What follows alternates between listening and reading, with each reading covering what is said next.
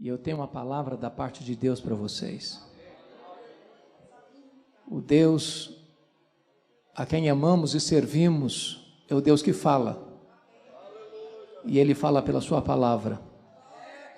E por isso convido você para abrir sua Bíblia comigo. No livro de Apocalipse, capítulo 1. Apocalipse, capítulo 1. Versos 9 a 13.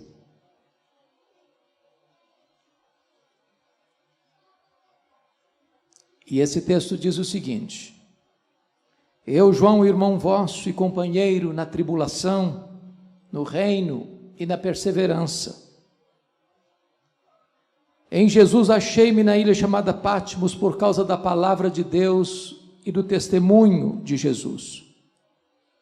Achei-me em espírito no dia do Senhor e ouvi por trás de mim grande voz como de trombeta dizendo: O que vês escreve em livro e manda às 7 igrejas, Éfeso, Esmirna, Pérgamo,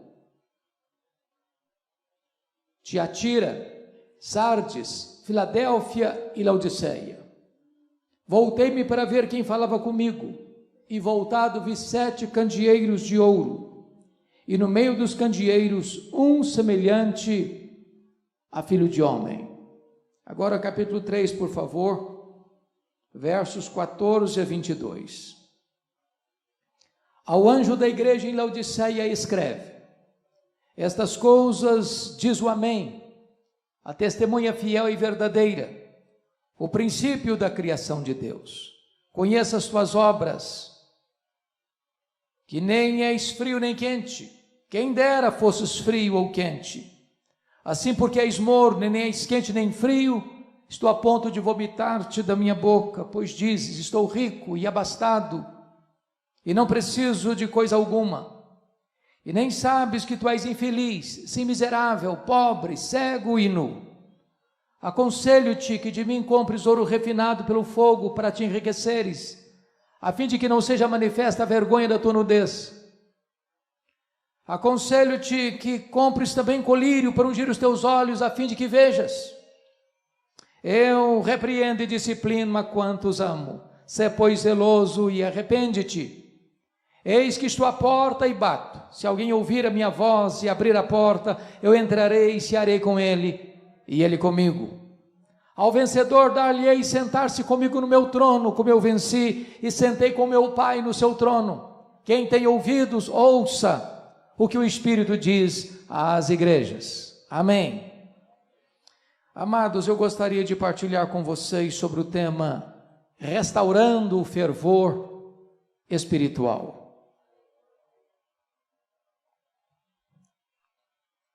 Os anos mais sombrios da história da igreja haviam chegado.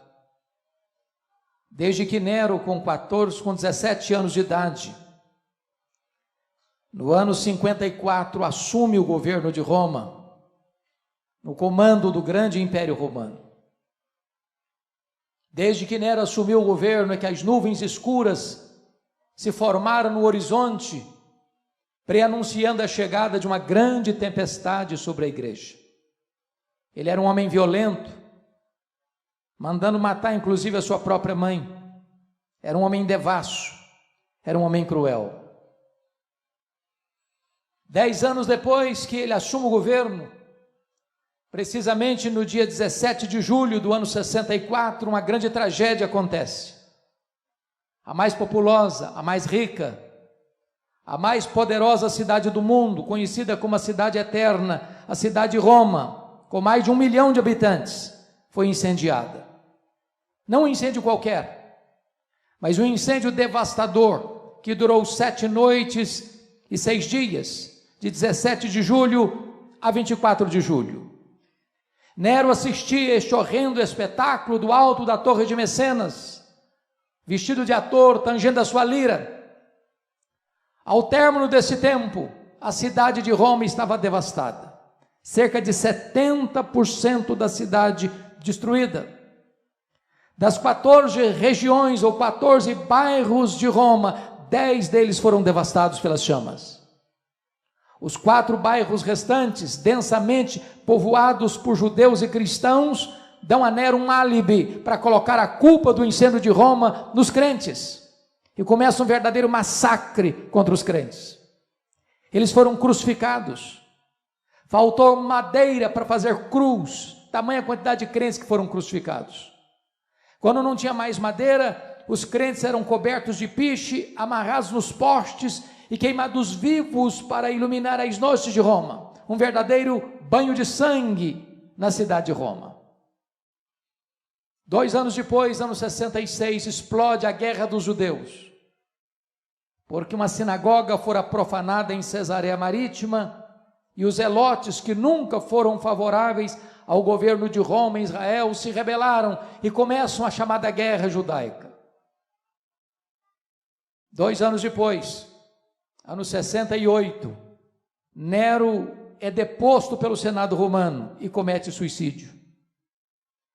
2 anos depois, Tito, que estava em Israel para contornar a rebelião, cerca Jerusalém, invade Jerusalém, destrói Jerusalém, arrasa o templo de Jerusalém, cumprindo a profecia de Jesus, que não ficaria pedra sobre pedra, e promove o que em 1948, quando Israel retorna ao seu território. Nesse mesmo ano 70, Vespasiano inaugura o Coliseu Romano em Roma, o verdadeiro anfiteatro da morte, que numa celebração de inauguração de 100 dias, mais de 10.000 crentes foram mortos com requinte de crueldade, enrolados em peles de animais, jogados nas arenas para os cães morderem, para os touros pisarem, para os leões esfaimados da Líbia devorarem. Um verdadeiro massacre à igreja de Deus. Ano 81, assume o governo de Roma Domiciano, conhecido também como Nero Redivivo, porque perseguiu a igreja com a mesma fúria de Nero, e foi o primeiro imperador romano a arrogar para si o título de Senhor e Deus, pois foi este imperador Domiciano que deporta o apóstolo João, então pastor da igreja de Éfeso, capital da Ásia Menor, para esta ilha do mar Egeu, como que numa colônia penal. Vale destacar que a essas alturas, todos os demais apóstolos já estavam mortos, e mortos pelo viés do martírio. João era o último representante do colégio apostólico, e certamente a intenção de Domiciano era calar a voz do último apóstolo do Senhor Jesus, fechando-lhe na terra todas as portas. Entretanto, quando todas as portas foram fechadas para João na terra, Deus abriu-lhe uma porta no céu e disse: sobe para aqui e eu te mostrarei, não as coisas que talvez aconteçam, não as coisas que podem acontecer, eu te mostrarei as coisas que devem acontecer. Quando os homens, cheios de empáfia, besuntados de orgulho, ou mesmo adornados de violência cruel, acham que estão no controle da história, eles na verdade estão apenas cumprindo um propósito divino, porque o texto nos informa que João não está na ilha de Patmos por causa de um decreto de Domiciano, mas ele está na ilha de Patmos por causa da palavra de Deus e do testemunho do Senhor Jesus. Quem está no trono é Deus, quem governa a história é Deus, quem está com as rédeas da história em suas mãos é o próprio Deus. Era um dia de domingo, era o dia do Senhor, quando João escuta atrás dele uma voz como de trombeta dizendo: o que vês escreve em livro e manda às 7 igrejas, Éfeso, Esmirna, Pérgamo, Tiatira, Sardes, Filadélfia e Laodiceia. Quando João se volta para ver quem falava com ele, ele não viu quem falava com ele. Ele viu 7 candeeiros de ouro, símbolo das 7 igrejas, e no meio dos candeeiros um semelhante a filho de homem. Na verdade, o mundo só pode ver Jesus na igreja e através da igreja. Mas esse Jesus que João vê não é o Cristo suando sangue do Getsêmani, tomado de angústia. O Cristo que João vê não é o Cristo que está sendo espancado e esbordoado no sinédrio. O Cristo que João vê não é o Cristo vilipendiado, cuja fronte é cravada por uma coroa de espinho, espancado no pretório romano. O Cristo que João vê não é o Cristo que exangue, caminha pelas apinhadas e estreitas ruas de Jerusalém, debaixo dos apupos e vaias de uma multidão ensandecida. O Cristo que João vê não é o Cristo esticado naquele leito vertical da morte, suspenso entre a terra e os céus. O Cristo que João vê é o Cristo vencedor, é o Cristo vitorioso. Seus cabelos não estão mais cheios de sangue e poeira, mas são brancos como a alba lã. Os seus olhos não estão mais empapuçados de dor, mas são como chamas de fogo. A sua voz não está mais embargada pela sede, mas é como voz de muitas águas. As suas mãos não estão mais presas naquele lenho maldito, mas sustentam a igreja. Os seus pés não estão mais pregados na cruz, mas são como bronze polido. O seu rosto não está mais desfigurado pela dor, mas brilha como o sol no seu fulgor. Quando João vê o Cristo da glória, diz a Escritura que ele cai como morto aos seus pés, e o Senhor põe a mão direita sobre ele e diz: não temas, João, eu sou o primeiro e o último, eis que eu estive morto, mas estou vivo pelos séculos dos séculos, e tenho as chaves da morte e do inferno. Hoje nós não estamos aqui adorando o Cristo que esteve vivo e está morto, mas estamos adorando o Cristo que esteve morto e está vivo pelos séculos dos séculos. O versículo 13 nos mostra que João o vê no meio dos candeeiros, e eu quero dizer a você nesta noite que Jesus está aqui, no meio da sua igreja. Você e eu viemos aqui hoje por esta verdade. Ele está aqui. Se Jesus não estivesse aqui, meus irmãos, por mais bela e por mais emocionante que fosse essa reunião, ela não passaria de um mero encontro religioso e nada mais. Mas Ele está aqui. Ele está aqui. Mas no capítulo 2, verso 1, nós somos informados de que ele não está apenas no meio das igrejas, ele está andando no meio dos candeeiros. E eu quero dizer a você nesta noite que Jesus está aqui andando entre nós, para nos conhecer, para nos sondar, para nos exortar, para nos repreender, para nos disciplinar, para nos consolar, para nos fazer promessas.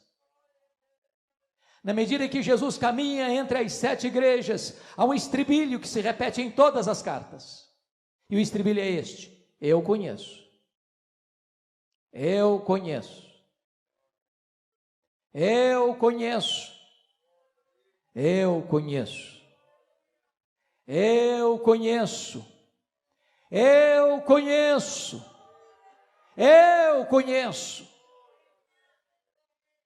Para 5 dessas 7 igrejas, Jesus usa a mesma expressão. Para a igreja de Éfeso, para a igreja de Tiatira, de Sardes, de Filadélfia e Laodiceia, ele diz assim: eu conheço as tuas obras.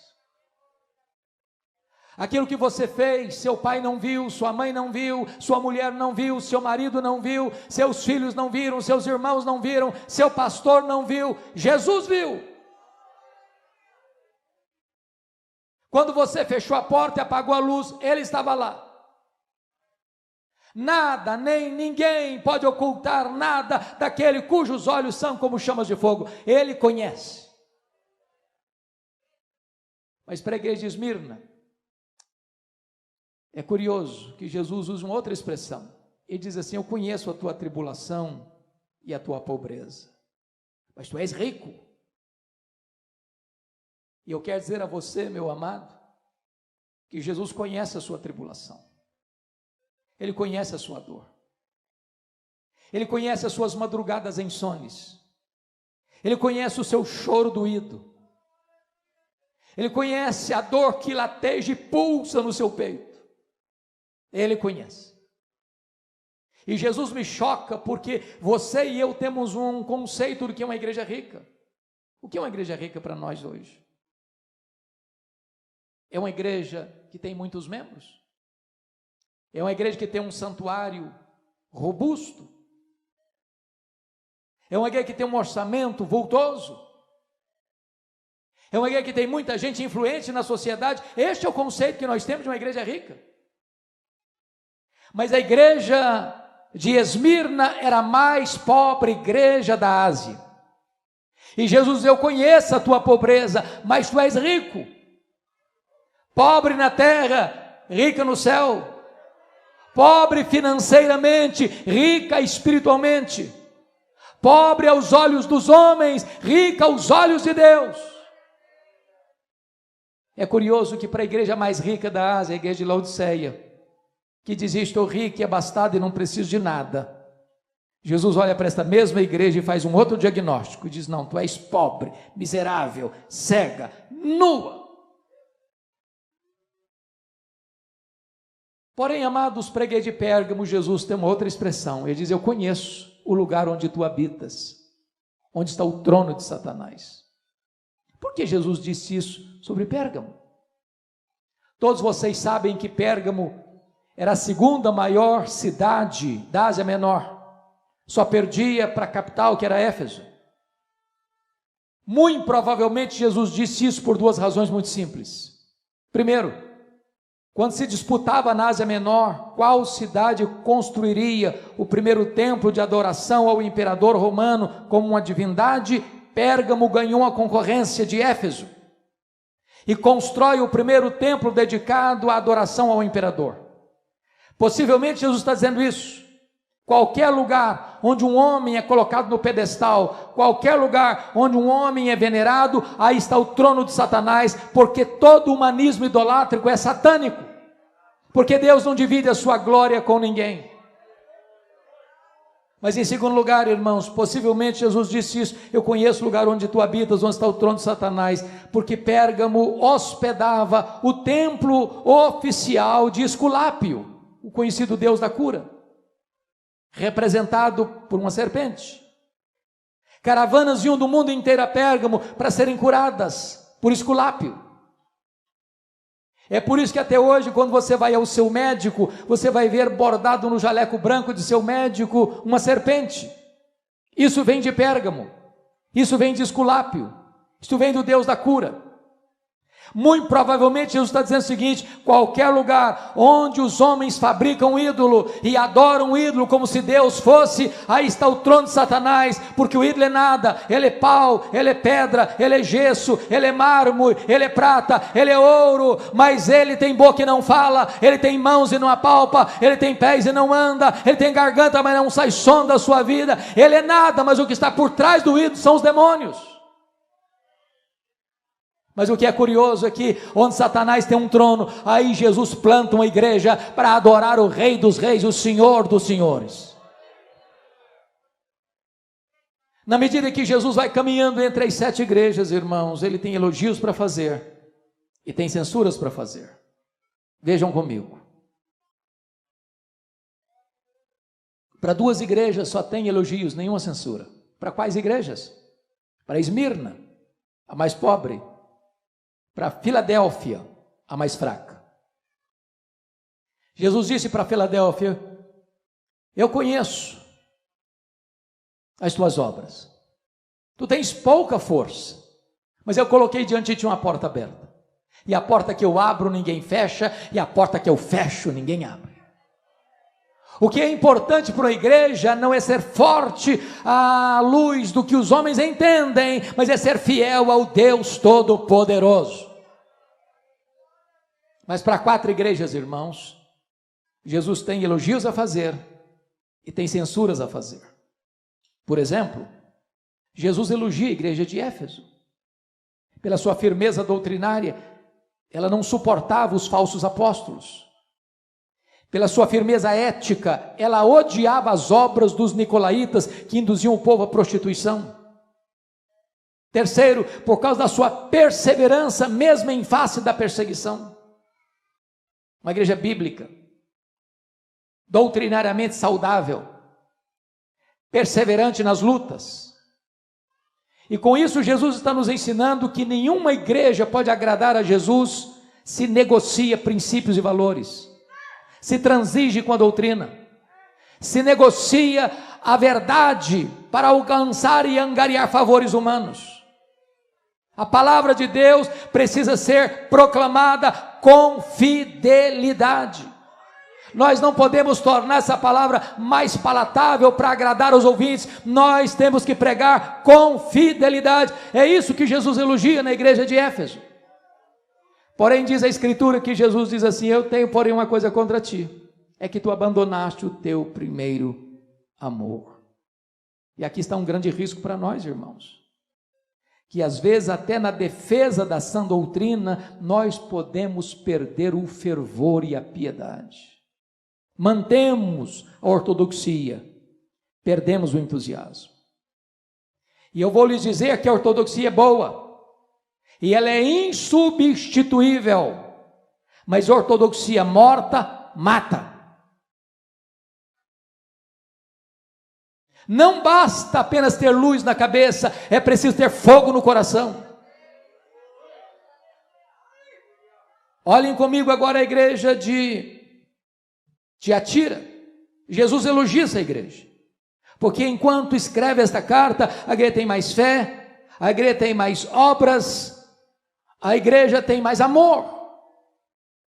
Mas Jesus diz: eu tenho uma coisa porém contra ti, é que tu toleras essa falsa profetisa Jezabel, que induz o meu povo à prostituição. Agora compare comigo. Éfeso tinha doutrina, mas não tinha amor. Tiatira tinha amor, mas não tinha doutrina. O que nós aprendemos com isso? É que nós nunca podemos divorciar o que Deus uniu: teologia e ética, doutrina e vida, credo e conduta. As duas coisas caminham juntas, irmãos. A igreja é bíblica, a igreja é fiel, a igreja mantém a sã doutrina intacta, ela não negocia a verdade. Ao mesmo tempo, é uma igreja amorosa, é uma igreja acolhedora, é uma igreja viva, é uma igreja vibrante, é uma igreja que canta, é uma igreja que ora, é uma igreja que evangeliza, é uma igreja que faz missões, é uma igreja que ama a Deus, que ama o próximo. Mas vejam comigo, amados, a igreja de Pérgamo, Jesus elogia essa igreja, porque tem gente tão fiel na igreja de Pérgamo, como está escrito aí, que o seu próprio líder, Antipas, foi martirizado pela sua fé. E diz os historiadores que Antipas morreu dentro de um boi de bronze carbonizado. Mas nessa mesma igreja, onde tem gente fiel, disposta a morrer por Jesus, tem gente flertando com o pecado, tem gente flertando com as doutrinas de Balaão, tem gente vivendo uma vida mundana. E aqui, queridos pastores, fico impressionado, e muitas vezes pelas minhas andanças pelo Brasil me perguntam assim: pastor, qual a avaliação que o senhor faz da igreja evangélica brasileira? E a minha resposta é esta: vai muito bem, vai mais ou menos, vai muito mal. Às vezes a pessoa quer me apertar um pouco mais e pergunta assim: mas e a igreja, a sua denominação, como é que vai? Sabendo que eu sou um pastor presbiteriano. Eu digo assim: vai muito bem, vai mais ou menos, vai muito mal. Às vezes eu pergunto da igreja que eu tenho a bênção de ser pastor: e a comunidade que você é pastor, como é que vai? E eu respondo assim: vai muito bem, vai mais ou menos, vai muito mal. Sabe por que eu respondo assim, irmãos? Porque numa mesma igreja, que escuta o mesmo pastor, que participa da mesma mesa do Senhor, que canta no mesmo grupo musical, tem gente cheia do Espírito Santo, tem gente capengando na fé, tem gente vivendo em pecado, numa mesma comunidade. E o Senhor Jesus Cristo está dizendo: eu conheço.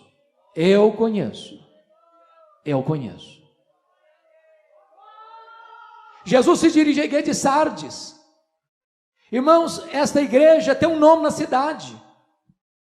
Tu tens nome de que vives. Se fosse hoje, nós trocaríamos essa nomenclatura, dizendo o seguinte: uma igreja avivada, vibrante, o louvor é magnífico, há uma emoção que transborda, há um entusiasmo epidérmico que todo mundo enxerga e vê.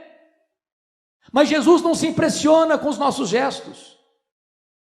Às vezes nós aprendemos alguns clichês, irmãos, que impressiona os homens. A gente vai orar, dá uma tremidazinha na voz para deixar assim a impressão que a gente é mais espiritual do que é. A gente tem alguns clichês, algumas expressões que são jargões religiosos. Mas Jesus não se impressiona com isso. Ele conhece a verdade no íntimo. E aquela igreja que tinha a fama de uma igreja avivada na cidade, Jesus olha e diz: não, você está morta. Você está morta. Tem uns poucos ainda que não contaminaram as suas vestiduras. E sabe, irmãos, Jesus me choca com isso, porque a avaliação dele é tão diferente da minha. Para a igreja que diz que é pobre, Jesus olha e diz: não, você é rica. Para a igreja que diz que é rica, Jesus olha: não, você é pobre. Para a igreja que diz que é viva, Jesus olha: não, você está morta. Para a igreja que diz que é fraca, Jesus: não, eu coloquei diante de você uma porta aberta. Então, na verdade, quero concluir 3 coisas. Primeiro, o que importa não é o que as pessoas dizem a seu respeito. O que importa não é o que você pensa a seu respeito. O que importa é o que Jesus diz a seu respeito. Jesus não tem uma opinião a nosso respeito, Jesus tem um diagnóstico: eu conheço.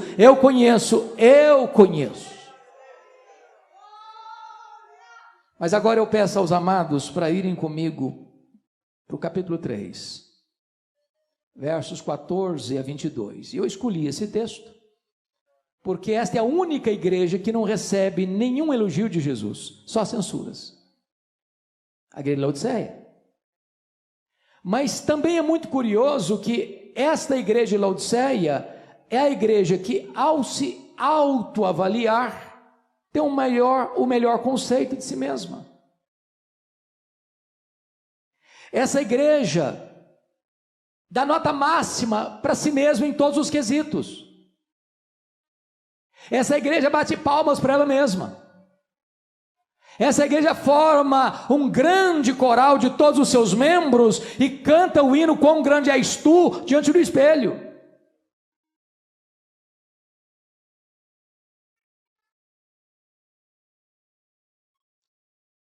O que me impressiona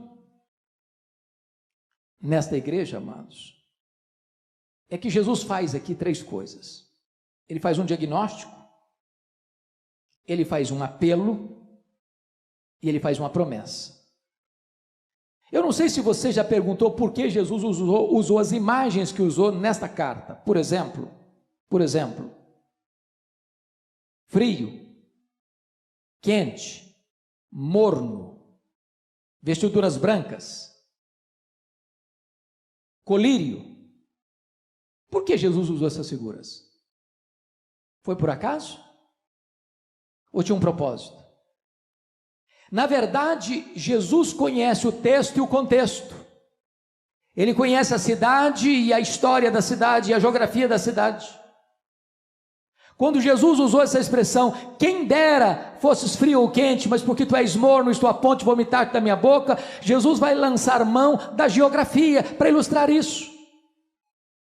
Quando você vai à cidade de Laodiceia, aquela cidade ficava localizada no vale do rio Lico, a região mais próspera e rica da Ásia Menor, hoje ainda uma das regiões mais prósperas da Turquia asiática. Ali existia uma região metropolitana, 3 cidades que ficavam 8 quilômetros uma distância da outra. Tão perto eram que, quando Paulo escreve a sua carta aos Colossenses, ordena que a mesma carta fosse lida na igreja de Laodiceia e na igreja de Hierápolis, porque era uma região metropolitana. Hierápolis era mundialmente famosa, porque ali havia um chamado Castelo de Algodão, uma montanha de rochas calcárias brancas, de onde brotam águas quentes. Hierápolis era a nossa Caldas Novas brasileira. Pessoas iam para ali para tomar banhos terapêuticos.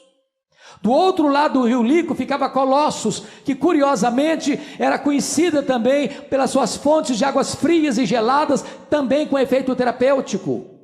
Mas Laodiceia, a maior cidade da região, não tinha fontes nem de águas quentes, nem de águas geladas. As águas vinham das montanhas por meio de aquedutos e chegavam na cidade mornas, tépidas, impróprias para beber, impróprias para uso terapêutico. E Jesus está dizendo o seguinte: quem dera tu fosses quente como as águas de Herápolis, quem dera tu fosses fria como as águas de Colossos, mas porque tu és morna como as águas que chegam em Laodiceia, eu estou a ponto de vomitar-te da minha boca. Porque Jesus usa a questão do ouro puro para te enriqueceres, porque Laodiceia era a cidade dos banqueiros, era a cidade dos endinheirados, era a cidade dos ricaços. Tanto é fato que no ano 46 depois de Cristo, essa região metropolitana foi devastada por um terremoto. As duas outras cidades não se reconstruíram, mas Laodiceia foi reconstruída com o dinheiro dos cidadãos ricos da cidade. E Jesus está dizendo o seguinte: vocês se orgulham do ouro que vocês têm, mas espiritualmente vocês estão pobres. Porque Jesus usa a figura das roupas brancas? Porque Laodiceia era o maior centro têxtil da Ásia Menor. E Jesus está dizendo o seguinte: vocês se orgulham das suas fábricas de roupas, mas espiritualmente vocês estão nus. Porque Jesus usa a figura do colírio? Porque Laodiceia era o maior centro oftalmológico da Ásia Menor. Ali havia um remédio quase milagroso, o pó frígio. E Jesus está dizendo o seguinte: vocês se orgulham das suas clínicas de tratamentos de olhos, mas espiritualmente vocês estão cegos. O que Jesus está fazendo? Um diagnóstico. Agora, no diagnóstico que Jesus Cristo faz, irmãos, o que me impressiona não é o que ele vê, é o que ele não vê. Prestem atenção comigo, irmãos. Olhem bem esta carta. Não há, da parte de Jesus, a igreja que só recebeu censuras, nenhuma censura de Jesus de problemas doutrinários. Não tem doutrina de Jezabel, não tem doutrina de Balaão, não tem falsos ensinos, não tem falsos mestres. Nós diríamos que a igreja de Laodiceia era uma igreja ortodoxa, mas está provocando náuseas em Jesus. Leia as cartas, e você não verá nenhuma denúncia de Jesus de problemas morais. Tem problemas morais em Pérgamo, tem problemas morais em Tiatira, tem problemas morais em Sardes. Não há nenhuma denúncia de Jesus de problemas morais na igreja de Laodiceia. É uma igreja fortemente ética, não tem escândalo. Leia as cartas, e vocês não verão qualquer sinal de pobreza. Há pobreza em Esmirna, há pobreza em Filadélfia. A igreja de Laodiceia é uma igreja rica. Os teólogos da prosperidade não fariam sucesso lá, porque todo mundo já era rico. Leia as cartas, e vocês verão que numa época de perseguição no mundo todo, Laodiceia vivia em paz. Agora deixa eu dizer uma coisa soleníssima aqui para vocês. Se você e eu morássemos lá naquela região, sabe qual seria a igreja que nós procuraríamos frequentar com a nossa família? A igreja de Laodiceia. Era a melhor igreja, tinha a melhor avaliação de si mesmo, gozava de boa reputação na cidade. Mas exatamente essa igreja, Jesus olha e diz o seguinte: eu estou a ponto de vomitar-te da minha boca. Então o que é que Jesus vê nessa igreja que tanto o incomoda? Somente uma coisa: falta de fervor espiritual. Oh, irmãos amados, eu tenho rodado o Brasil, já pregado em mais de 1.500 igrejas das mais diversas denominações. Como orador que me precedeu, tenho pregado em igrejas ultraconservadoras. Se uma mosca voar, você escuta. Já tenho pregado em igrejas ultrapentecostais. Você precisa pedir ao povo assim: calma, calma, calma, calma.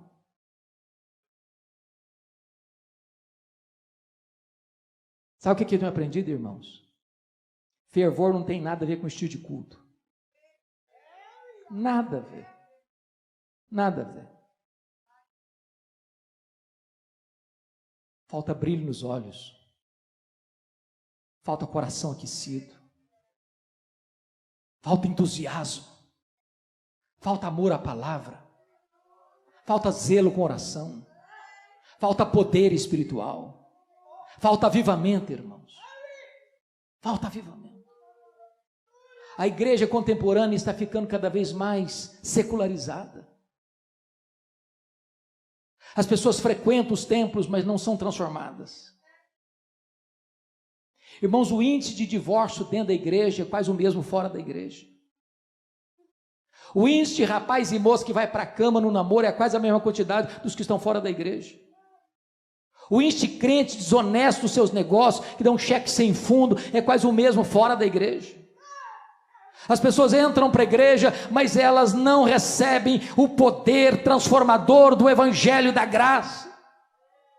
Oh, irmãos, nós precisamos desesperadamente de um sopro de Deus, nós precisamos desesperadamente de um derramamento do Espírito Santo de Deus, nós precisamos que o Espírito Santo sopre sobre nós e arranque as cinzas e inflame as brasas e ateie em nós um fogo santo, um fogo que purifica, um fogo que ilumina, um fogo que aquece, um fogo que alastra. E depois que Jesus Cristo faz esse diagnóstico, irmãos, Ele tem, por favor, olhe comigo, Ele tem um apelo a fazer. E no verso 17 ele diz o seguinte, preste bem atenção: eu repreendo e disciplino a quantos amo. Querido pastor João, às vezes eu fico muito constrangido quando eu leio esse texto, porque parece-nos que Jesus está pegando pesado, e muito pesado. A linguagem é pesadíssima, é de náusea. A grande pergunta é por que Jesus está pegando tão pesado com você e comigo nessa noite? E a resposta é porque Ele nos ama. Jesus não abre mão de ter você, meu amado, minha irmã, uma vida plena, maiúscula, superlativa, cheia do Espírito Santo. Ele não desceu da glória, não morreu naquela cruz, não ressuscitou, não voltou para o céu, não derramou o seu espírito para produzir um crente apático, um crente morno, um crente xoxo, um crente omisso, um crente mundano. Ele quer que você seja cheio do Espírito Santo. Eu repreendo e disciplino a quantos amo. E agora tem uma ordem: sê, pois, zeloso e arrepende-te, muda a tua vida, muda a tua conduta. Verso 18, Jesus Cristo, verso de número 18, Jesus oferece para nós a solução. Aconselho-te que de mim compres ouro refinado pelo fogo, para te enriqueceres, a fim de não ser manifesta a vergonha da tua nudez. Vestes brancas, para que não se manifeste a vergonha da tua nudez. Colírio para os teus olhos, a fim de que vejas. Sabe o que Jesus está querendo dizer com isso? Na década de 90, alguns aqui se lembram disso, houve uma grande busca de avivamento em todo o Brasil.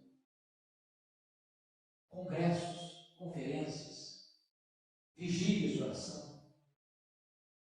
Muitas pessoas, irmãos, na busca do avivamento, se perderam pelos descaminhos do misticismo, buscando as últimas novidades do mercado da fé, procurando aventuras forâneas às Escrituras.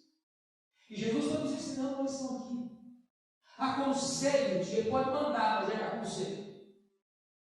Ele se apresenta como um mascate, como um vendedor ambulante, que tem um produto vital e um presente de graça. Aconselho-te que tu compres de mim, que tu compres de mim, que tu compres de mim. Sabe o que Ele está dizendo? Você quer fervor espiritual? Não corra atrás das novidades do mercado da fé. Você quer fervor espiritual? Volte-se para Jesus. É só Ele que pode inflamar a sua alma. É só Ele que pode aquecer o seu coração. É na presença dEle que o coração arde.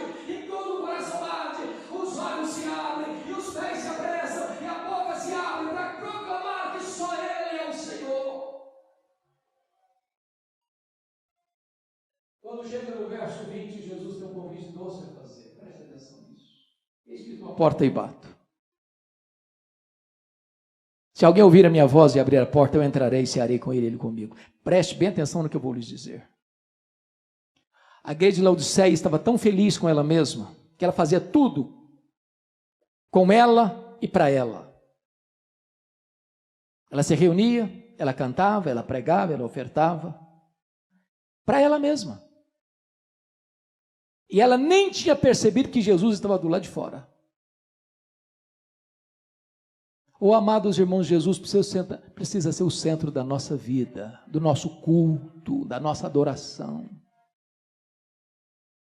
E Ele está batendo, insistindo, eis que eu estou à porta e bato. Que Ele me convide para cear com Ele é uma graça, mas que Ele queira cear comigo é um milagre. A única maneira do seu coração aquecer, meu amado, é assentar-se com Jesus à mesa, é ter comunhão com Ele, é ter intimidade com Ele, é redescobrir o primeiro amor, é voltar a este fervor lá do início da sua vida espiritual, é dizer, Senhor, o melhor que eu já experimentei até hoje, eu preciso, Senhor, sentir de novo, eu preciso, Senhor, viver de novo, eu preciso, Senhor, experimentar de novo. Não me permita, meu Deus, acostumar com o sagrado, não me permita, meu Deus, botar a minha vida espiritual no piloto automático, não permita, Senhor, inflama minha alma, inflama meu coração, aviva minha vida, Senhor, sopra sobre mim o teu sopro, Senhor, visita minha alma nesta noite, Senhor. E depois que Ele faz o apelo, Ele vai fazer a promessa. E no verso 14 Ele vai dizer por que Ele tem autoridade para fazer a promessa. Essas coisas diz o amém. Ele é o ômega. Se você não escutar Jesus, não tem mais outra visitação de Deus na sua vida, não. Jesus é a última revelação de Deus. Deus falou muitas vezes, de muitas maneiras, aos pais, pelos profetas, agora nos fala pelo Filho. Quem não escuta o Filho, não tem mais esperança. Ele é o ômega. Ele é a testemunha fiel e verdadeira. O que Ele fala, Ele cumpre. O que Ele faz, ninguém pode impedir sua mão de fazer. Ele é o princípio da criação de Deus, no sentido de que Ele foi o agente da criação, todas as coisas foram feitas por intermédio dEle, e sem Ele nada do que foi feito se fez, e se Ele do nada criou o universo, Ele é poderoso para inflamar de volta o seu coração. E a promessa está no versículo 21, ao vencedor dar-lhe-ei sentar-se comigo no meu trono, como eu venci e sentei com meu Pai no seu trono. Sabe o que está dizendo aqui? Sabe quem vai se assentar publicamente no trono com Jesus? Quem se assentou intimamente com Ele à mesa. Para uma igreja que valorizava tanto dinheiro, Jesus está dizendo, eu tenho coisa melhor para você, eu tenho o trono. Por isso Ele conclui dizendo assim, quem tem ouvidos, ouça o que o Espírito diz às igrejas. Irmãos, em 2011 eu fui visitar essas 7 igrejas. Eu confesso a vocês que eu chorei bastante. Porque todas essas 7 igrejas estão mortas. Literalmente mortas. Você encontra escombros, pedras reviradas e uma vaga lembrança de uma igreja que existiu no passado. Nessa mesma região não tem sequer hoje 1% de crentes. Sabe por que essas igrejas morreram, irmãos? Porque elas não ouviram o que o Espírito Santo disse a elas. Caminharemos para 504 anos de reforma. Parece-nos que a Europa não tem muito o que celebrar. As igrejas protestantes da Europa estão morrendo. Estão morrendo. Eu estive na Holanda. Até 1960, pastor, os templos estavam abertos e o povo ia para os templos. Hoje os templos estão lá, mas o povo não vai mais. Fomos para a Escócia, berço do presbiterianismo. Para minha tristeza, entramos num dos templos mais belos da capital. Quando eu entrei, não tinha púlpito, nem bancos. O templo tinha sido vendido, era um bar. As pessoas estavam lá bebendo. Fomos para a Inglaterra, onde aconteceram tantos avivamentos. John Wesley, George Whitefield, William Carey, William Wilberforce, John Charles Ryle, Charles Haddon Spurgeon, Mark Lloyd Jones, John Stott. Hoje menos de 4% dos ingleses frequentam a igreja evangélica. Os templos estão sendo vendidos e transformados em museus, em boates, em mesquitas muçulmanas. Você vai para os Estados Unidos, para o Canadá, você encontra muitas chamadas dead churches, igrejas mortas. As denominações históricas estão perdendo milhares e milhares de membros todos os anos, todos os anos. Os seminários que formaram pastores, teólogos, missionários, tomados de assalto pelos liberais, hoje patrocinam a incredulidade e formam céticos. Agora olha para o Brasil, irmãos. Você já tem denominações inteiras no Brasil que sucumbiram ao liberalismo. Seminários aqui no Brasil, evangélicos, que não creem mais que este livro é a palavra de Deus, inerrante, infalível e suficiente. Morrendo. Essa semana passada, pastor, um colega me ligou de uma dessas denominações e diz assim: pastor Hernandes, a minha denominação não batizou um crente por igreja por ano, em média. Olha para o Brasil, irmãos, e vocês verão mega igrejas, mega templos, com multidões e multidões, mas não tem evangelho, não se prega sobre a cruz, não se prega sobre arrependimento, não se prega sobre a justificação pela fé, não se prega sobre santificação, não se prega sobre a vida eterna. Onde não tem palavra de Deus, não tem o Deus da palavra. Olha para o Brasil, irmãos, e vocês verão igrejas, louvado seja Deus, que permanecem ortodoxas e fiéis à doutrina, mas muitas delas já perderam o fervor e estão com uma ortodoxia ossificada.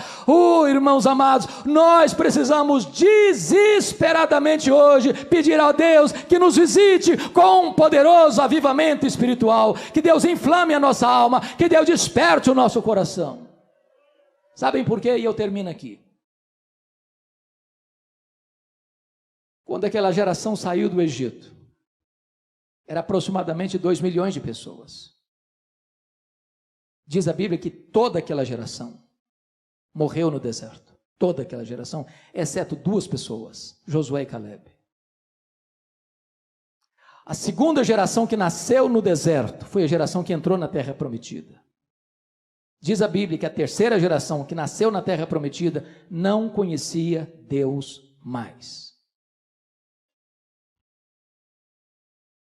Parece-nos que os nossos avós foram mais crentes que os nossos pais. Parece que os nossos pais foram mais crentes do que nós. Parece que nós estamos sendo mais crentes que os nossos filhos. Que Deus tenha misericórdia de nós, irmãos. Para que nós passemos o bastão para a nova geração. Para que os nossos filhos sejam mais crentes do que nós. Para que os nossos netos sejam cheios do Espírito Santo. Para que a igreja de amanhã seja uma igreja viva, forte, dinâmica, fiel, poderosa, nas mãos de Deus. Que a nossa oração seja essa: reaviva a tua obra, Senhor. Reaviva a tua obra no decorrer dos anos. Isso mexe com você, irmão? Você quer esse avivamento para a sua vida? Você anseia por isso? Eu queria que você ficasse em pé. Nós vamos orar.